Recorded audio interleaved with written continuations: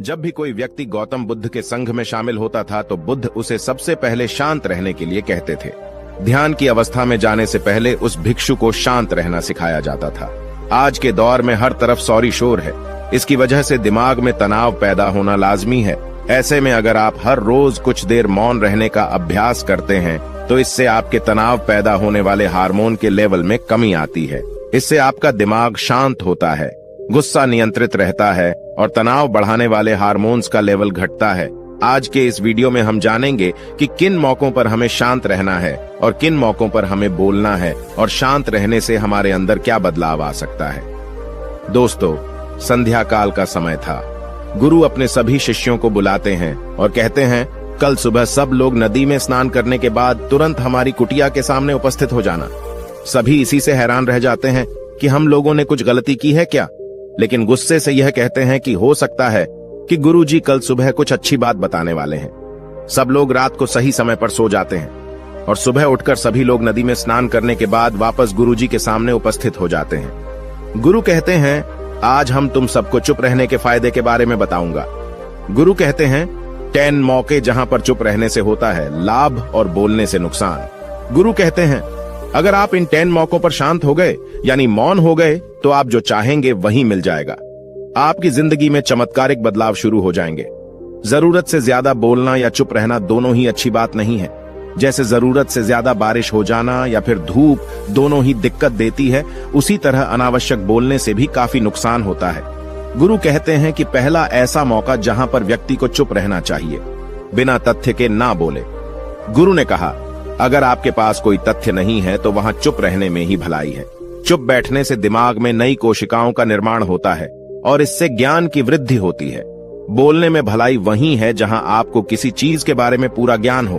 अगर आप बिना तथ्य के कहीं बोलते हैं या फिर बेवजह बोलते हैं तो आपका वहां मजाक भी बन सकता है।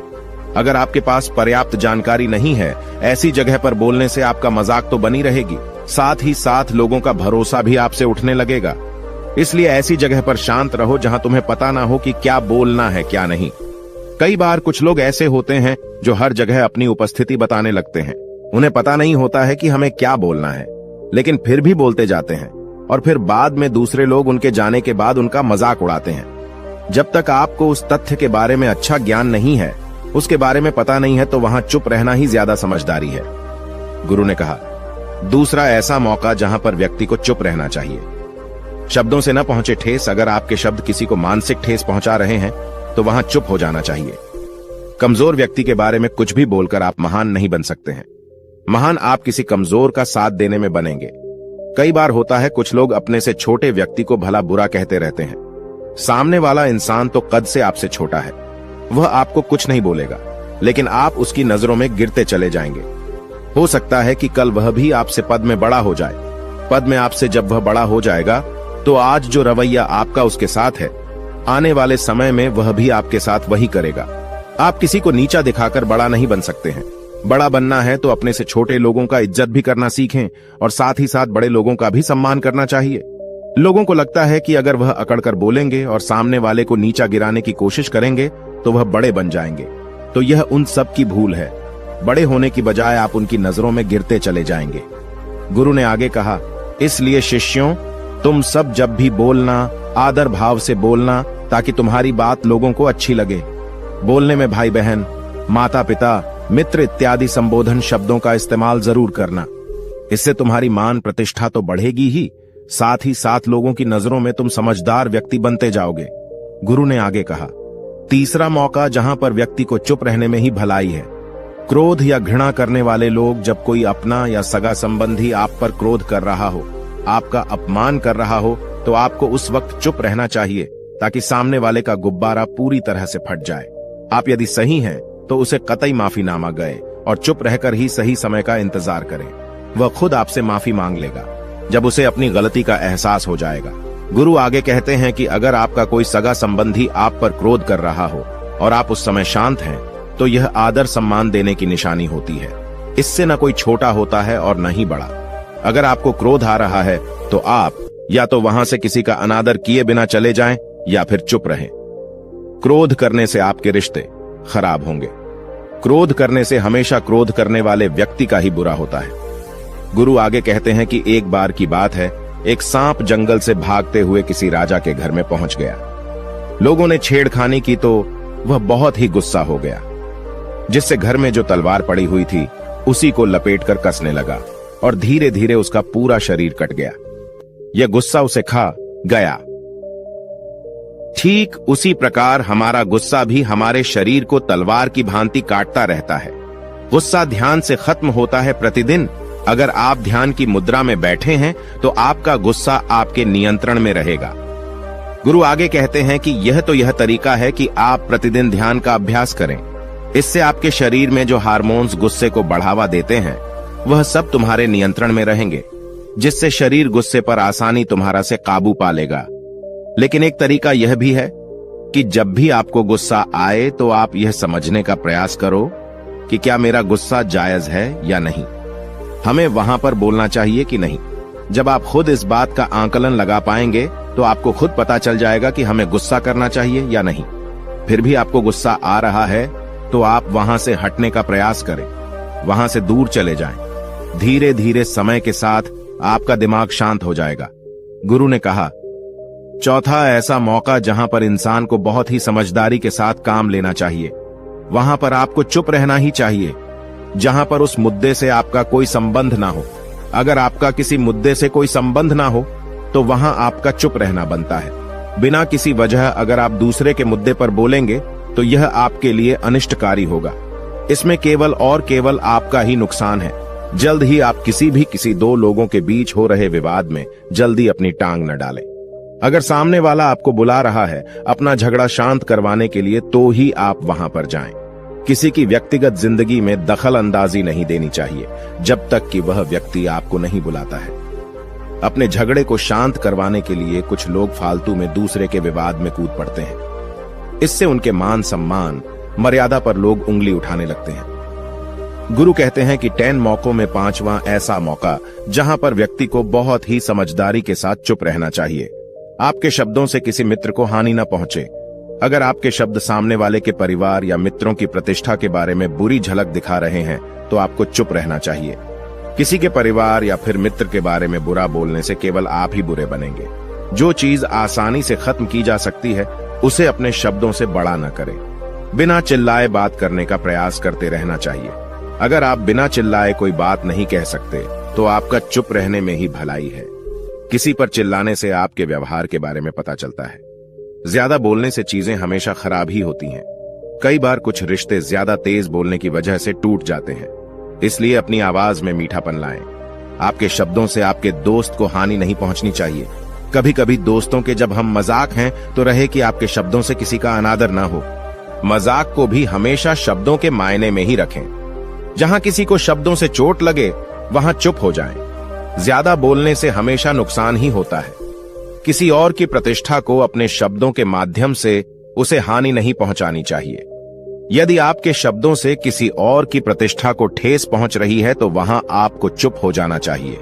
जब कोई व्यक्ति आपके सामने नहीं है तो आप उस व्यक्ति के बारे में बुरे शब्द किसी तीसरे व्यक्ति के सामने न बोलें। गुरु कहते हैं, छठा मौका जहां पर व्यक्ति को चुप रहना चाहिए, जब कोई कर रहा हो किसी की बुराई। जब कोई आदमी आपके सामने किसी तीसरे आदमी की बुराई कर रहा हो तब तुम्हें चुप रहकर बस सुनना चाहिए। अपनी राय व्यक्त नहीं करना चाहिए, क्योंकि जो आज आपके सामने किसी तीसरे की बुराई कर रहा है वह कल किसी और के सामने आपकी बुराई भी कर सकता है। यदि आपने कुछ कहा है तो नीति शास्त्र के अनुसार जो अपने मुंह को बंद रखता है और बुद्धि से काम करता है वही इंसान समझदार होता है। बिना जरूरत के बोलना, किसी के बारे में किसी के बीच में बोलना यह गलत बात है। कभी कभी हमारे लिए बुद्धिमानी इसी में होती है कि हमें अपना मुंह ऐसी जगह पर नहीं खोलना चाहिए। गुरु आगे कहते हैं कि 10 मौकों में 7वां ऐसा मौका जहां पर व्यक्ति को चुप रहना चाहिए, जब कोई नहीं समझे आपकी भावना। यदि आपको लग रहा है कि कोई व्यक्ति आपकी भावना, दुख या परेशानी को शब्दों में नहीं समझ रहा है, यदि आपको लग रहा है कि सामने वाला व्यक्ति आपकी भावना या दुख को या आपकी जो परेशानी है उसको वह समझ नहीं पा रहा है या समझने का प्रयास ही नहीं कर रहा है या वह आपको ध्यान से सुन ही नहीं पा रहा है, तो ऐसे व्यक्ति के सामने आप चुप ही रहें, क्योंकि ऐसे लोगों को आपकी भावना या दुख से कोई मतलब नहीं होता है। ऐसे लोगों को अपना राज बताकर आप पछताएंगे ही बाद में। इसलिए हर किसी को अपने मन की बात नहीं बतानी चाहिए।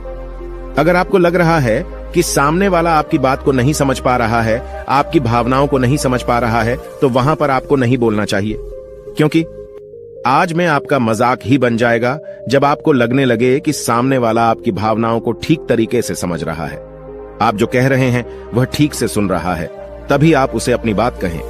गुरु कहते हैं कि 8वां मौका जहां पर आपको चुप रहना चाहिए, जब कोई इंसान अपना दुख व्यक्त करे।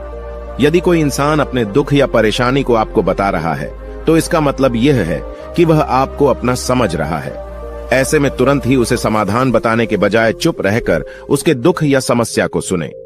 उसके दुख या समस्या को किसी और को न बताएं। वह इसलिए नहीं बता रहा है कि उसकी समस्याओं का समाधान कर देंगे, बल्कि वह इसलिए भी बता रहा है कि सामने वाला उसकी बात को समझ रहा है। कई बार बताने से दुख कम हो जाते हैं। आपको अपना दुख इसलिए बता रहा होगा कि उसे लग रहा है कि आप उसकी बात को समझ रहे हैं। दुख बांटने से कम हो जाता है। इसलिए जब कोई व्यक्ति अपना दुख आपसे व्यक्त करे, तो आप चुप मारकर उसकी बात को बहुत ही ध्यान से सुनें, ताकि उसके दुख कम हो जाएं। उसके मन का बोझ हल्का हो जाए, क्योंकि उसके मन में जो भी बातें थीं, वह आपको सब बता दिया। गुरु आगे कहते हैं कि 10 जगहों में 9 ही ऐसी जगह जहां पर आपको चुप रहना चाहिए। जहां पर दुष्ट प्रकृति के लोग रह रहे हों और गाली गलौज कर रहे हों, तो आप वहां पर मत जाइए। ऐसी जगहों से आप चुपचाप निकल जाएं, अर्थात अपनी प्रतिक्रिया दिए बिना आप वहां से चले जाएं, क्योंकि जिसकी जुबान खराब होती है, जो दुष्ट प्रकृति के लोग होते हैं, उनको आप ऐसे समय में नहीं समझा सकते हैं। जब उनका दिमाग पूरी तरह से शांत हो जाए, तभी वह आपकी बात सुनेंगे। इसलिए जहां पर दुष्ट प्रकृति के लोगों आपकी बात को न मानते हों और न ही सुनते हों, तो आपको वहां पर नहीं बोलना चाहिए। गुरु कहते हैं कि 10 माह ऐसा मौका जहां पर आपको शांत हो जाना चाहिए। अपनी सफलता का राज हर किसी को न बताएं। कई बार होता है कि कुछ लोग जो सफलता को बहुत ही जल्दी अर्जित कर लेते हैं, वे हर जगह अपनी सफलता का ढिंढोरा पीटने लगते हैं। ऐसे में क्या होता है कि कई लोग आपकी सफलता से खुश नहीं होते हैं।